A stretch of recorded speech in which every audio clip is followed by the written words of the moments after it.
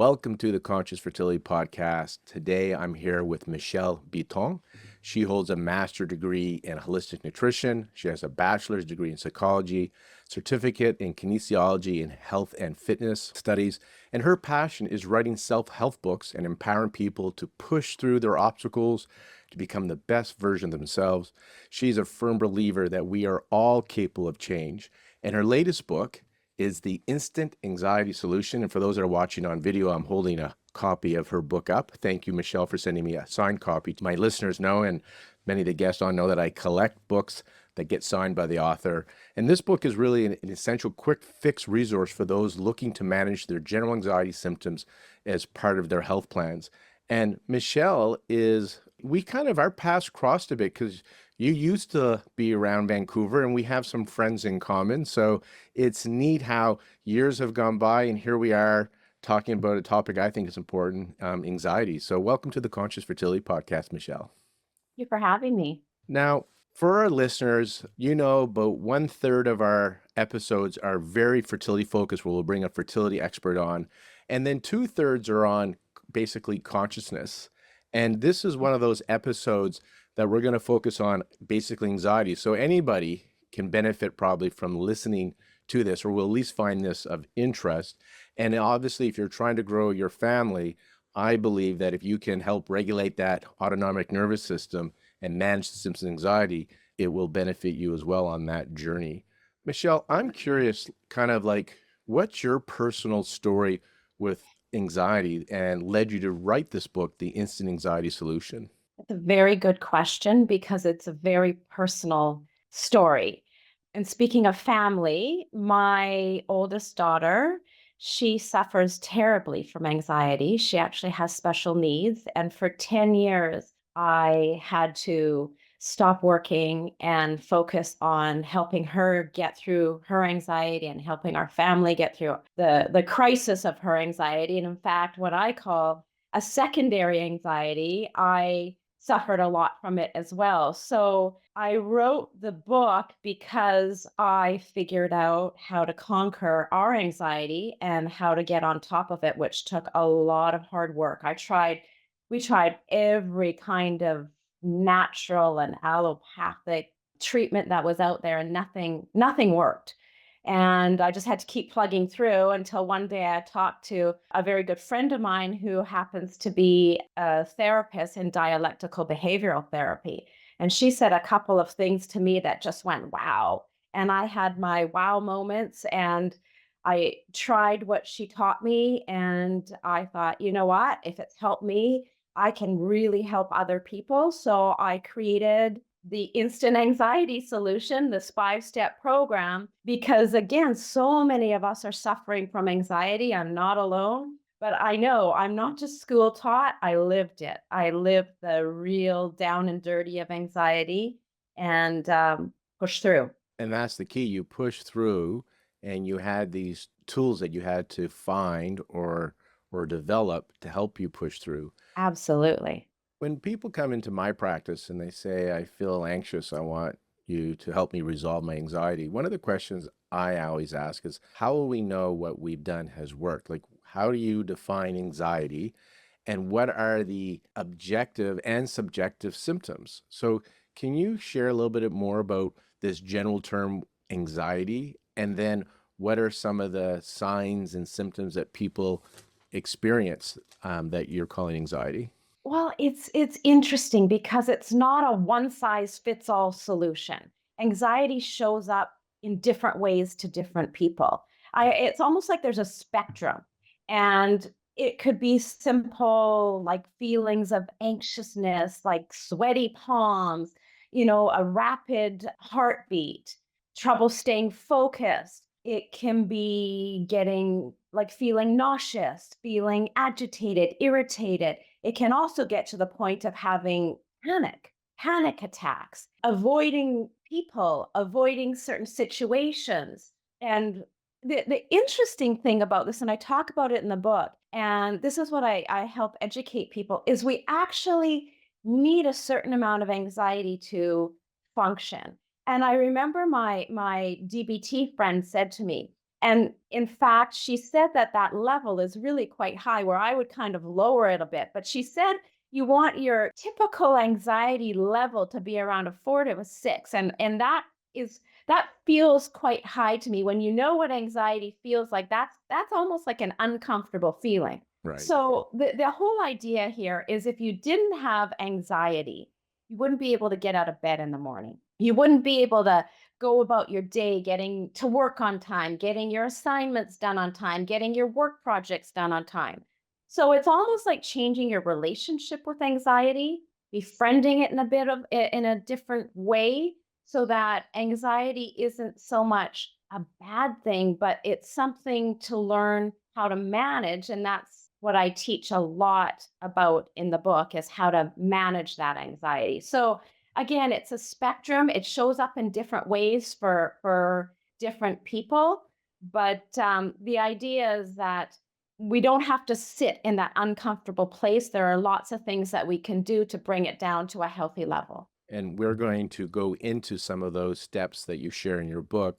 You reminded me when you say that there's a spectrum, and like your CBT friend said that it was, the cognitive behavior therapist said 6 out of 10. I'm kind of like you too in that spectrum. A 3 is probably a nice number, Yeah. 3 to 4 for me, Yeah. anyhow, right? And Exactly. we see this, like cortisol, one of our stress hormones, gets a bad rap, but cortisol is meant to go up in the morning. If you don't have a rise in cortisol, you're not getting out of bed, right?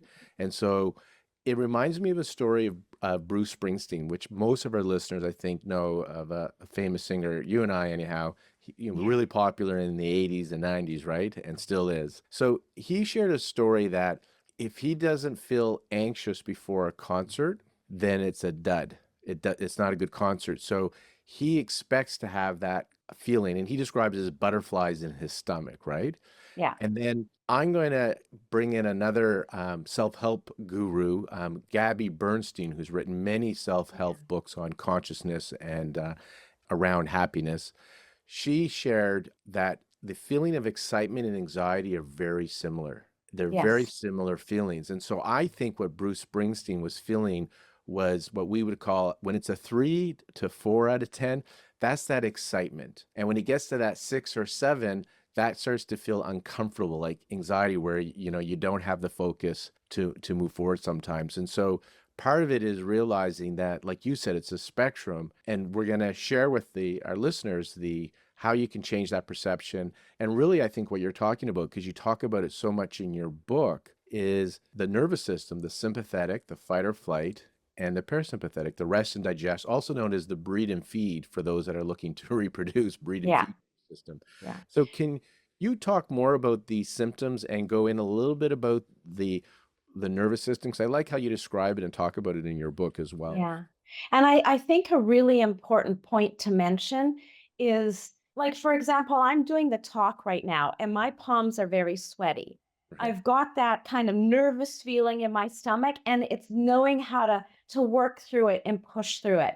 But when anxiety gets to the point where it's taking over and you can't manage it, where the feelings are kind of overwhelming you, then that's the point where you want to step in. And that is exactly what you want to do. You want to start with the nervous system. And that was one of the key things that my girlfriend talked to me about, is when I couldn't figure out how to take charge of my anxiety, I was always trying to approach it like it was logical.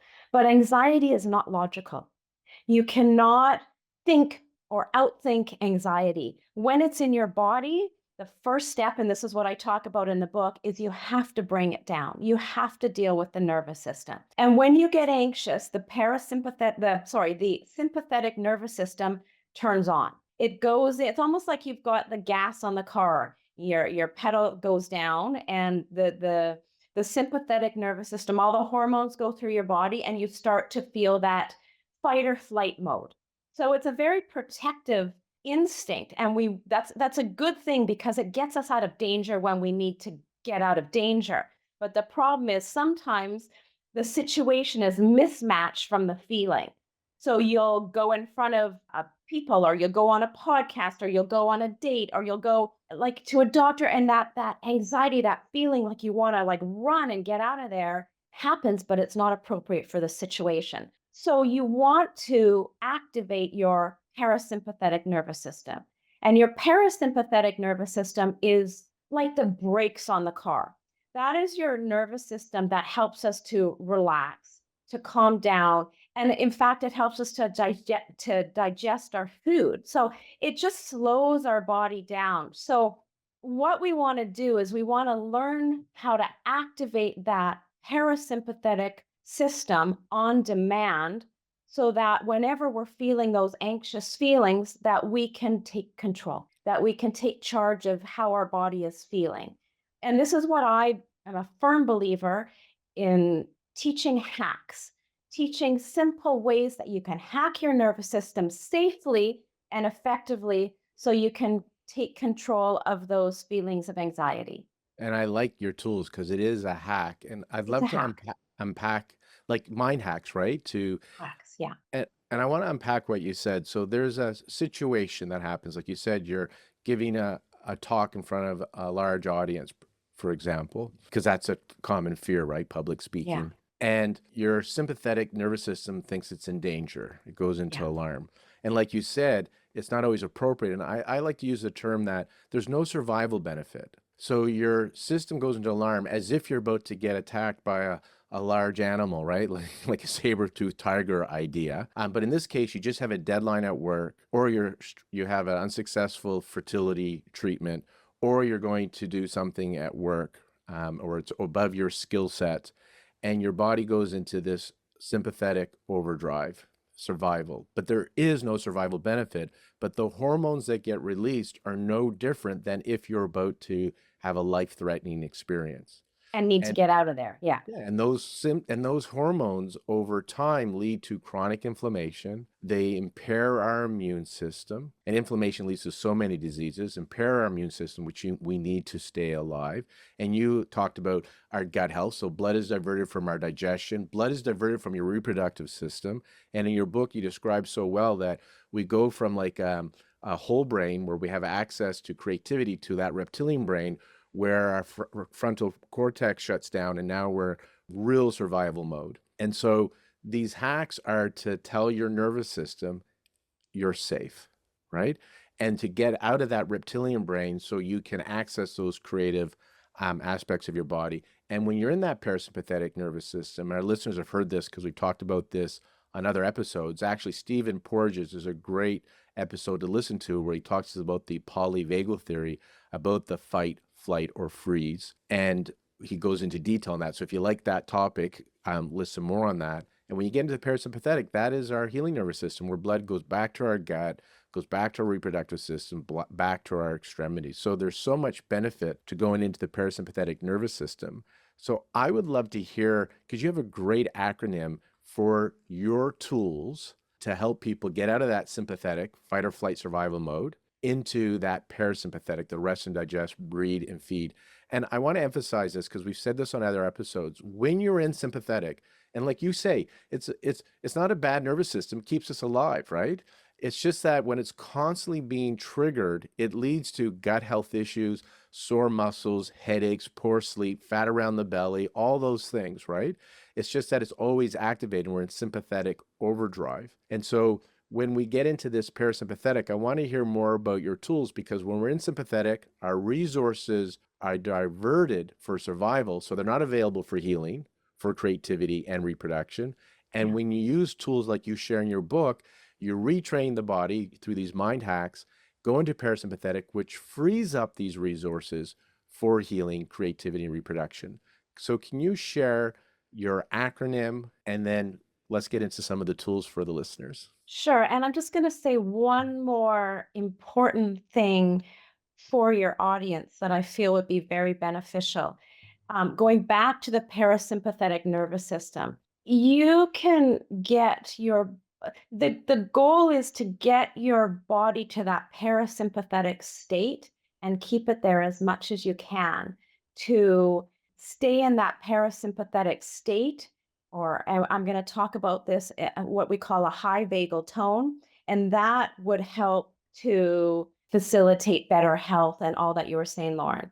So that would be a good goal. So The 5-step program that I've created is called Alarm. So, what I teach people as soon as they start to feel that anxious feeling coming into their body, to activate the alarm.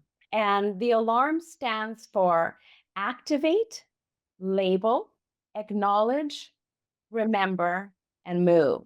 So, first, we want to activate the parasympathetic nervous system. That's step one. And I will teach a couple of little hacks that you can use. So, there's something called the vagus nerve, and the vagus nerve is your main nerve in your parasympathetic nervous system. And that nerve is really, we want to be able to hack the nervous system and activate that vagus nerve as quickly as possible. And the more you do it, the quicker that you can get into that parasympathetic state. And the more calm and resilient and healthier you will feel overall.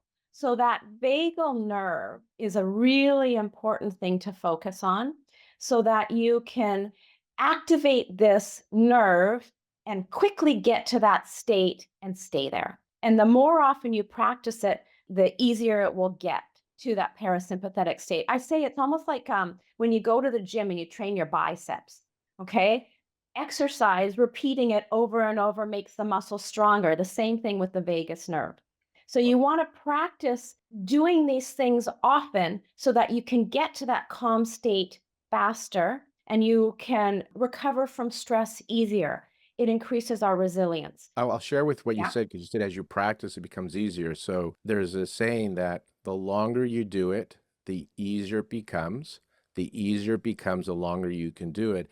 And really what we're doing is we're rewiring the brain. In neuroscience, they talk about wires that, what is it? Synapses that fire together, wire together. And so Mm. we are rewiring the brain. And that's why if you practice this, it's those small actions lead to big results. As Michelle is sharing, if you practice these tools daily, multiple times a day for several days and weeks, so they become habits, meaning they get imprinted, they get wired into your brain, you no longer, that's your new default. So your default now is alarm, fight, or flight, right? And you're sharing that you can hack the nervous system and retrain it. So that is your new default. So that sense, that feeling comes up of alarm, not feeling safe, and right away you can say, oh, this is just a major deadline at work. There's no survival benefit here. I can run through these tools, and eventually within seconds, you're out of that state of alarm.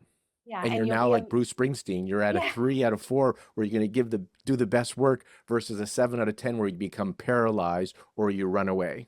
Yeah, and you'll be amazed because you'll find that things that once bothered you before don't bother you as much.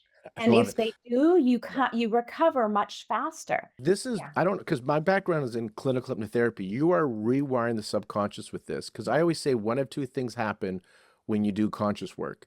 One is your perception to the situation changes, meaning it no longer bothers you. You may not like it, but you're not triggered. So you will find that you become slow to trigger. Things that used to trigger you like quickly, 0 to 8 or 0 to 10, now you notice it, it's a 0 to 1 or a 2. There's really not a trigger. And so I'm glad you shared this. These hacks, I believe, done over time will rewire your brain. And you'll know this Absolutely. because you just said they won't trigger you anymore. You Yeah. won't react. It will make a profound difference. And this is the reason I wrote the book is because I'm walking proof this works. And I really believe that a lot of us are suffering, and these are simple tools. So, for example, and again, it's not a one size fits all. There are different ways to hack your nervous system and activate that parasympathetic nervous system. And you have to find what works best for you. So there's lots of different ways to do it. My favorite technique that works instantly, that really helps me, is I use my ear, I pull back like this, and it instantly allows me to activate my parasympathetic nervous system and hack so I can take charge. I can bring my sympathetic nervous system right down and calm down instantly. Now, for those that So can't see what you're doing, I want to share that the video, given the code to Michelle, so it's on her website, And I'm also going to put it on the lornebrown.com website where we put all our podcasts and my clinic, AcuBalance, so you can see the visuals. I love the fact that you go to the ear because Chinese medicine, another thing that I love to practice and trained in, we do ear acupuncture. And it's now understood that there is a vagal relationship to the ear. So when Exactly. you massage it, pull on it, you're activating the vagal system, nervous system, Yeah. which is shared as part of the parasympathetic. Yeah. So Exactly. that's why when I do conscious work, my practice, I always use the ear points as part of it to induce the parasympathetic, get you from sympathetic, parasympathetic, from high beta brainwaves to those alpha brainwaves.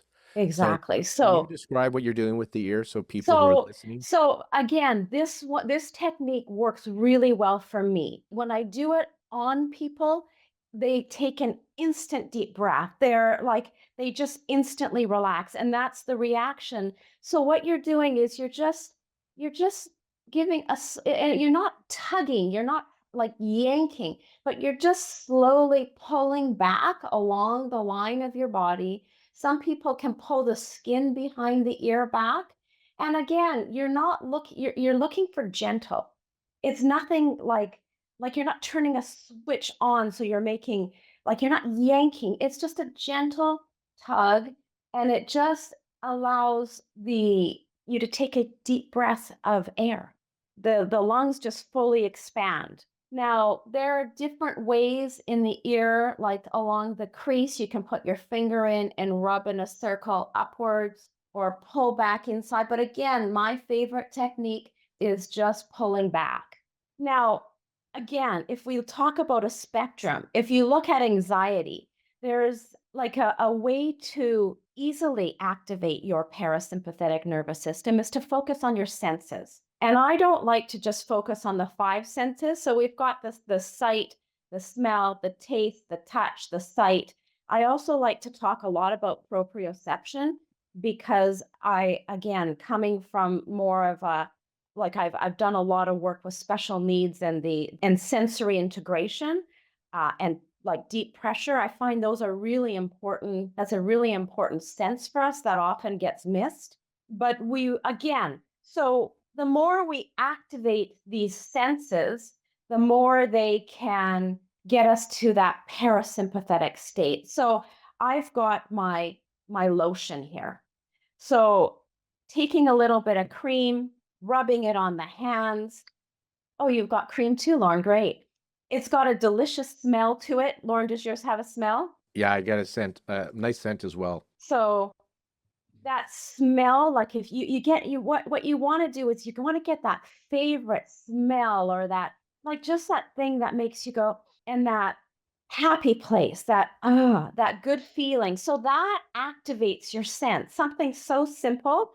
Or some people get like sour candies, something to activate your taste, a favorite food or a treat or a sour or a gum, something that gets that sense activated. Lip gloss. I've got my smelly favorite lip gloss that makes me go like it just is divine to put on. And in fact, the lips have an amazing amount of parasympathetic nervous fibers attached to them. In fact, the lips are even more sensitive than our fingertips. That is a great way to activate your calming nervous system. So, all these are great hacks that you can use, and there's many, many more. But these are great, simple hacks that you can use to calm your nervous system when you're not very anxious. And there's a few in your book that I like, and I want to highlight because I use them in my practice and they're always with you. The breath Yes, and humming, I like because there's your lips. humming. And we have an episode on our podcast as well about sound healing and humming for to engage that parasympathetic. So, Yes. can you So talk a little if bit about the you breath? Yeah. So breath work, a lot of us have heard about breath work, and it really, really works. It's really just slowing your breathing down, slowing your inhale, slowing your exhale. And it's that box breathing where you can really bring that feeling down. I just want to go back to stimulating the vagus nerve. So, when we talk about sound, singing getting like singing loud. You don't have to be a good singer, but I even say like sit in the car and just sing loud, put your favorite music on. So singing, humming, gargling, anything you can do on the back of the throat to activate that vagus nerve. Getting that vibration happening activates the vagus nerve. So we've got breathing, we've got singing, we've got gargling, we've got humming, even silent screaming is a great technique that I encourage people to do. It's just, again, to activate that parasympathetic nervous system. And I like everything you share is simple. So I want to just emphasize the humming we know can engage the vagal tone. So there's that parasympathetic. And it was the episode by Jonathan and Andy Goldman. So they have a talk called The Transformative Power of Sound, and they go through details. So it's all on humming. So they'll teach you how to really hum for the vagus. And in the breath, I always like to emphasize a longer exhale. It's got to be comfortable, deep inhale, hold, and a long exhale, because we now know through heart rate variability research, it's the long exhale that engages the parasympathetic. So it's Yeah. okay to kind of let it go, that exhale, as long as it's a comfortable in and out breath. Yeah, and slow it down 50%, like to really bring it down. Now, I want to talk a little bit more about what to do if you're feeling very anxious. Okay. Because if you're feeling very anxious, I don't find those techniques are the right techniques to implement at that time. So, when you're feeling very, very anxious, I'm a really big believer in cold therapy, in really applying that. If you can imagine, if you're in a hot shower and the hot water gets turned off and it goes to really cold, it's that shock value. That is that cold that we want to shock the nervous system. I actually had to use this a lot on my daughter to get her out of really, really anxious states. But if you're feeling a lot of anxiety, cold therapy, ice works really, really well. Put ice on the back of your neck, put ice on your cheeks. We have something called a dive response as well, that if you put the ice on your cheeks and hold your breath a little bit, then your body actually thinks you're diving underwater and slows your body down, activates that parasympathetic state on its own, just simple ice. So, jumping in a cold shower, jumping in a cold pool, putting your hand under cold water, splashing your face with cold water, any cold that you can get. And again, I say to people, it's not something you want to go, oh, like just putting like a little bit of cold. You want to immerse yourself in cold to get that shock value, to calm the body down, to activate the parasympathetic nervous system. It's a state, Because you're doing a yeah, state change, right? you're And doing a state change. And sometimes, Lauren, you might want to talk to people about this is sometimes people's nervous system gets stuck in that sympathetic state and it is harder to bring it down. So what we want to do, I actually find that intense exercise works very, very well. Obviously, you want to do it in a safe way, but exercise like sprinting, that works really well. That's my go-to technique if I'm feeling really, really anxious. I just open the door and I sprint down the block and then I do my box breathing and I'm a whole different person. you know, in Chinese medicine, we have the yin yang theory. Most people know that Tai Chi symbol with the half is white, half is black with the dots inside. And one of the theories is extreme yin turns into yang, extreme yang turns into yin. And there are actually points have been studied in acupuncture that engage the sympathetic and then turns into parasympathetic. And that's kind of what you're doing, that state change. When you put the ice on, it's a shock, it's a sympathetic, but it gets you unstuck, and then you go into parasympathetic. When we Yeah. see wild animals, when they go into fight or flight, after like ducks fighting in the pond or a zebra that's been chased by lions, the ducks go and shake it out, or the lion will the zebra will go to the water and shake it out and go from that sympathetic now into parasympathetic. They release, and so that extreme exercise is you have all this energy because what's happening when you're in alarm, when you're in sympathetic, is massive resources are getting ready to fight or flight. But if you're sitting at your desk, you're worried, there's no release. And your ice pack and that sprint is a way to release all this energy. And once it's been released, and that's why I think your other tools are important. So we're going to go into the whole alarm. Once you release it, you still got to get at, like you said, you can't think your way through this. We got to get out of the mind into somatic, into the body, Totally. so these memories and this trauma that's stuck in the body can get released. But this is what Exactly. I always like to understand, why I think something's working. And Chinese medicine has this great understanding, extreme yin into yang, extreme yang into yin. So dry ice burns after a bender at night. It was so much fun. You're hungover and tired. Like, you go to the other side. So the ice and that sprint is a sympathetic thing. But like you said, you shock the system Yeah. and you get it unstuck. And what follows now, because what's supposed to follow is sympathetic. The thread is over, and now back to parasympathetic. And you're stuck in this sympathetic, and you're helping it move through that stuckness to get back into parasympathetic. I love it. Yes. Please continue. This is great stuff. Okay. So once you've activated your parasympathetic state, and it sounds so simple. The next step, label what you are feeling. It sounds like a really, really simple step, but it is not simple. A lot of the time people aren't aware of what they're feeling. So, and it's that same idea as if you don't know what you're feeling, you can't fix it. Name it to tame it. Label it. I love it. Name it to tame it, exactly. So what I teach people is often, feelings and emotions, a lot of the time people are taught to avoid it, or it's been uncomfortable and they don't like to deal with it. So it's a lot of not dealing with it, pushing it aside. But what we want to focus on is identifying it, labeling it. If you don't really know what it is, sometimes you can look to what's called your action urge. Look at what behaviors you're doing. Are you hiding? Are you avoiding? Like, what is going on, to try to understand what it is you're feeling? So, the next step is labeling what you're feeling. And they actually say once you can actually label it and put a name to it, then you're halfway to solving the problem. I like it. So, And it's so simple. And it's you talk about simple. how these are simple steps, and Simple. people, as people are listening, like, this is so simple. This is the only risk to this work. It is so simple that you'll dismiss it, that you won't do it. But really, come on, everybody. Aren't you tired of things being difficult and complicated? Do you want to have something that's simple? So it's simple, meaning anybody can do it. It's not easy, otherwise everybody would do it. And it just requires a little bit of discipline to start this new habit. And as we said at the beginning, small actions lead to massive results in this case. So if you Yeah. do this daily, synapses that fire together, wire together, you're going to create new habits, new wiring in the brain, and then this will be your new default, Yeah. calm. And So and I'm a label it. coach. That is what I do. I'm a coach. I believe in people. We are all capable of change.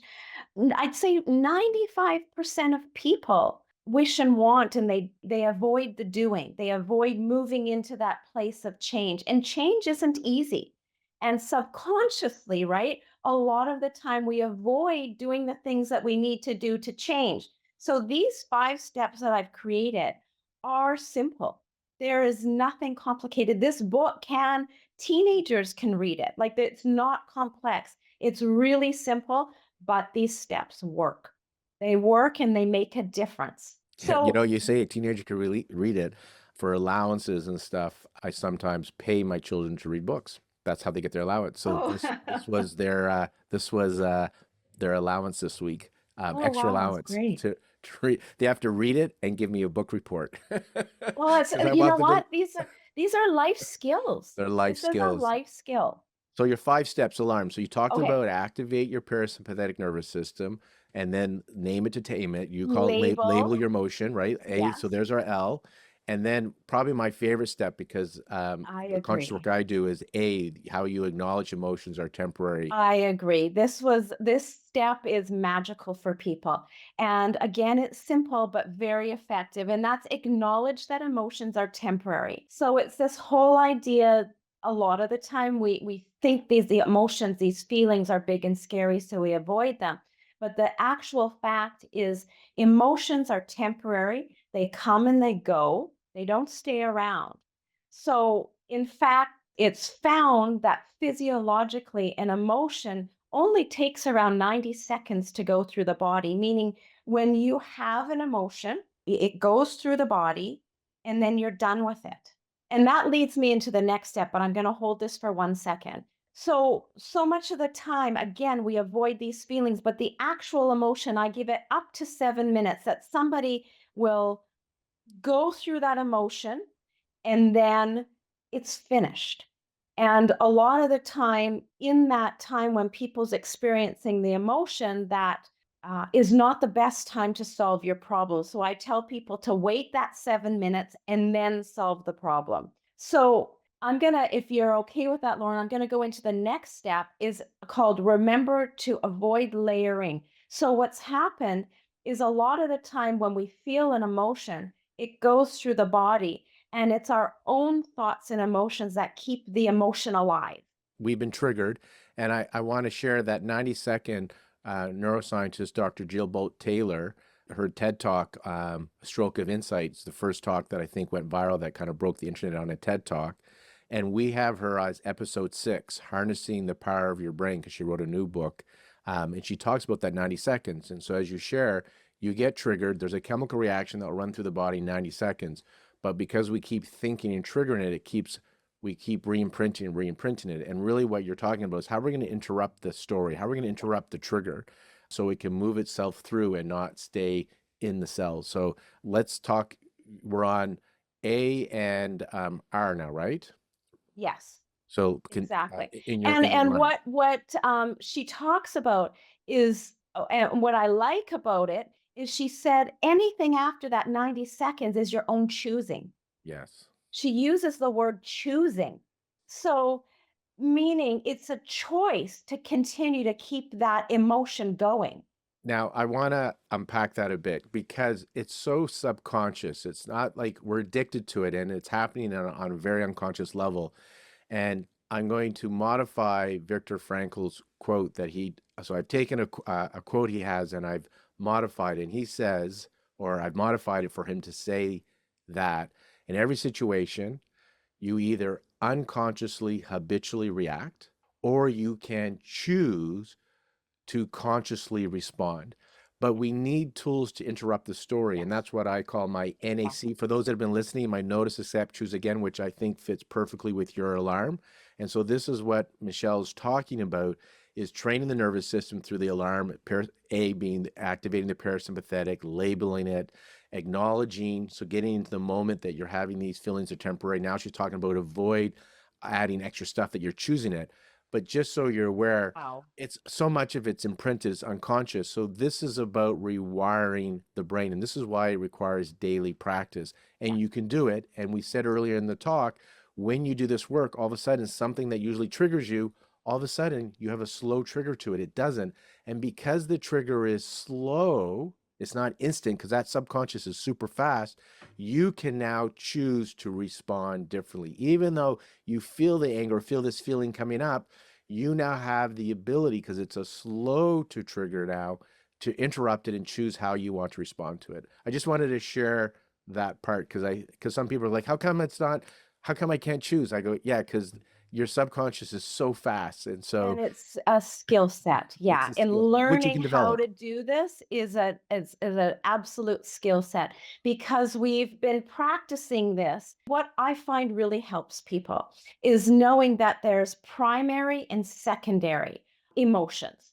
So when an event happens, I mean, Lauren, we can use the example of somebody going for treatment and learning that it didn't work, or like somebody getting a phone call that a job that they were interviewing for didn't happen, or whatever it's going to be. It's that initial event, and then the emotion happens, it goes through the body, and then it's done. And then it's our thoughts afterwards that keep the emotion, the original emotion, alive and going. It's all the what ifs and oh my goodness, and what's this going to create, and what's it going to cause, and all that interesting stuff that we create in our brain, that whole story. And that is what is causing our suffering. So Mhm. it's not the actual emotion. It's the layering and layering and layering. I call it a snowball we're building. We build this snowball, and this is what causes the emotional suffering. And I mean, Well, we give it meaning. We're meaning makers. we're And giving it meaning and we're growing it and building, and that meaning changes. And a lot of anger and resentment, all these additional emotions and thoughts we add on to that original one.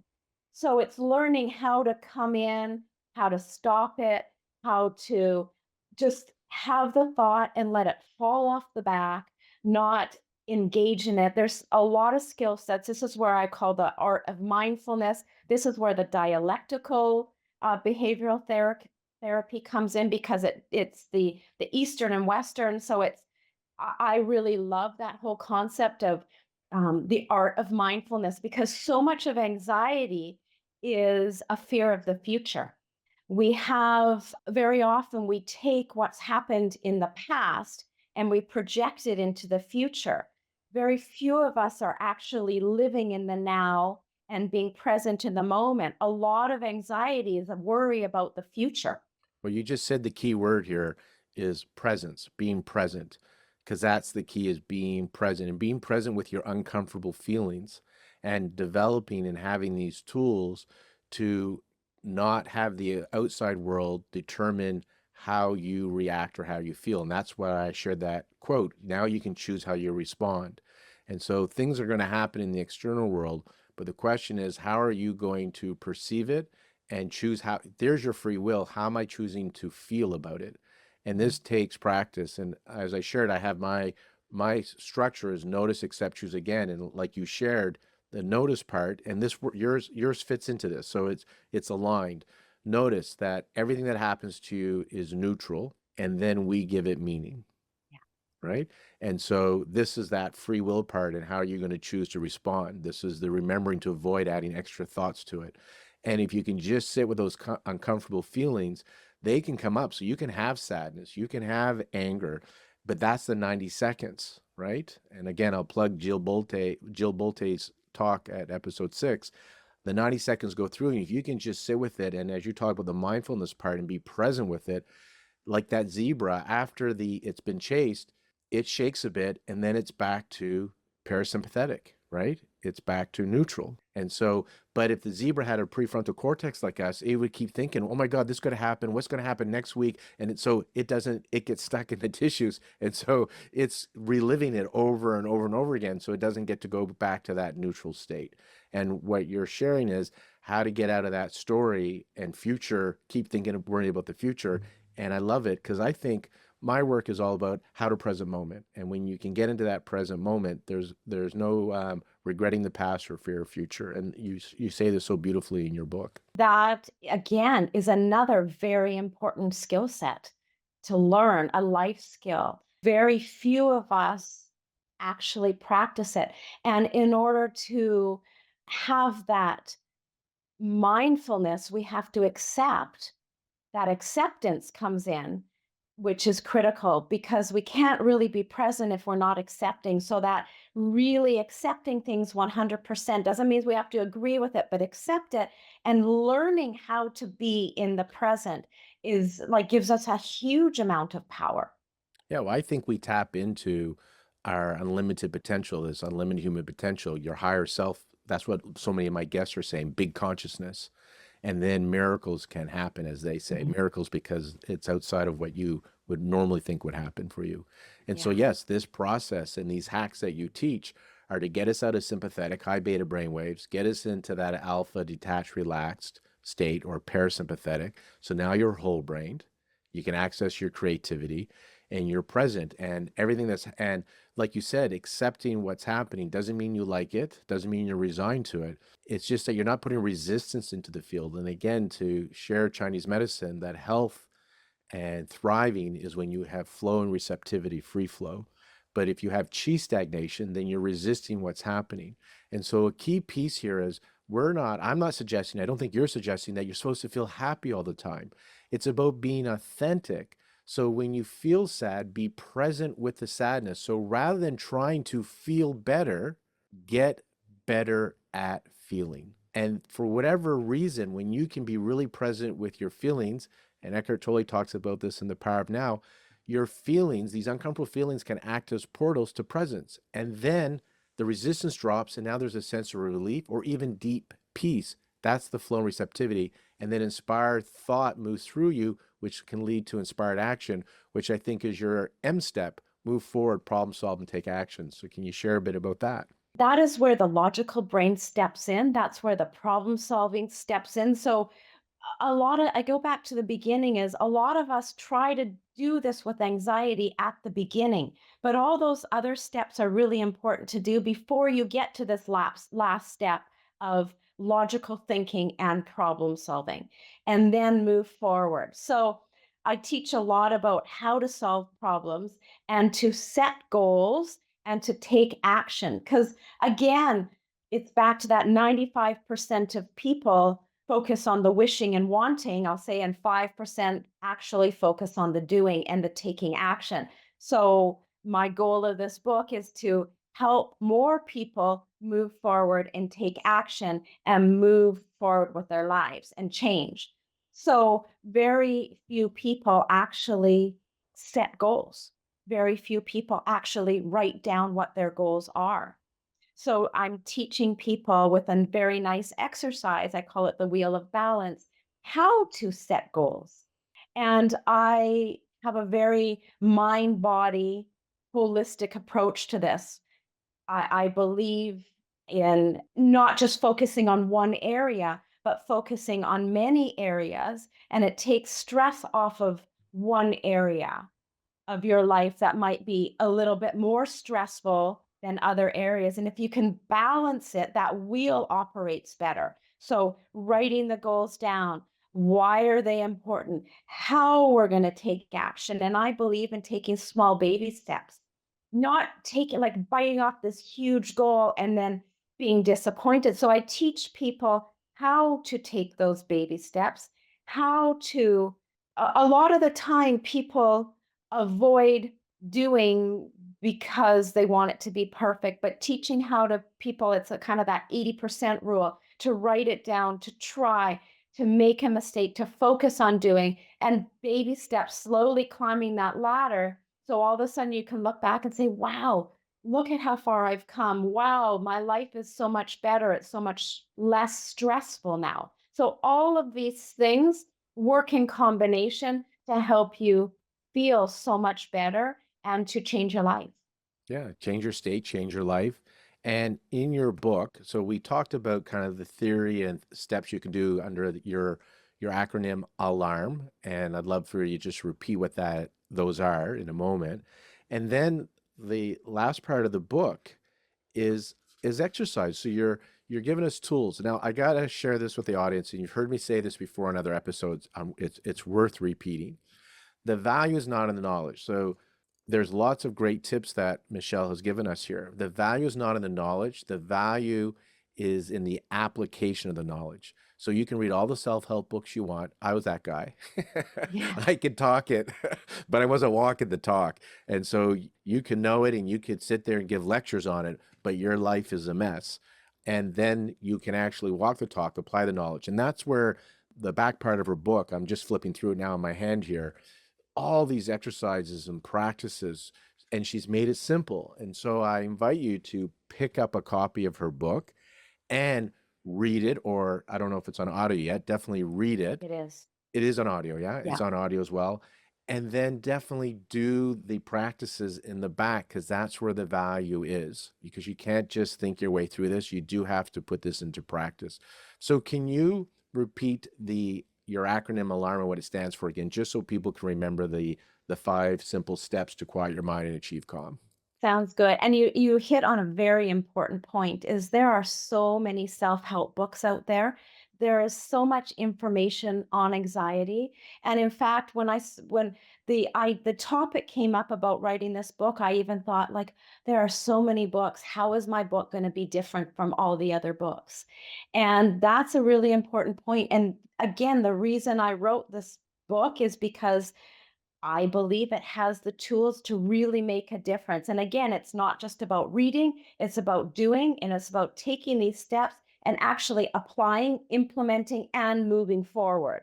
So, the 5 steps of alarm are activate your parasympathetic nervous system, label what you are feeling, acknowledge that emotions are temporary, remember to avoid layering your thoughts and emotions, move forward, and take action. Love it. Michelle, if there's anything you want to add, please do so now as well. And I just want to let them know that you can go to Michelle's website. It's michellebiton.com. That's Michelle, Biton.com. She's on Instagram at Biton Michelle as well. And then her book's at all the major bookstores as well. And we'll put all those links in the show notes. At the end of this, I'll share some other resources for our listeners as well that are looking to create more calm and peace in their life. Anything else you would like to share? I would just, I'm passionate about helping. If any of you have any questions or want to follow me, I teach lots of these hacks. The book is a great summary. It's a program that definitely works. The more the better. Anything you want, let me know. I'm happy to help. Oh, great. Michelle, thanks again for joining me today. Nice to reconnect with you. Thank you for my signed copy of your book. Again, everybody, that's The Instant Anxiety Solution, 5 Simple Steps to Quiet Your Mind and Achieve Calm. Thank you, Michelle. Thanks for having me. I just wanted to share a few resources that I mentioned in the podcast, and just Michelle had me thinking when we were going over some of her tools and tips in the book.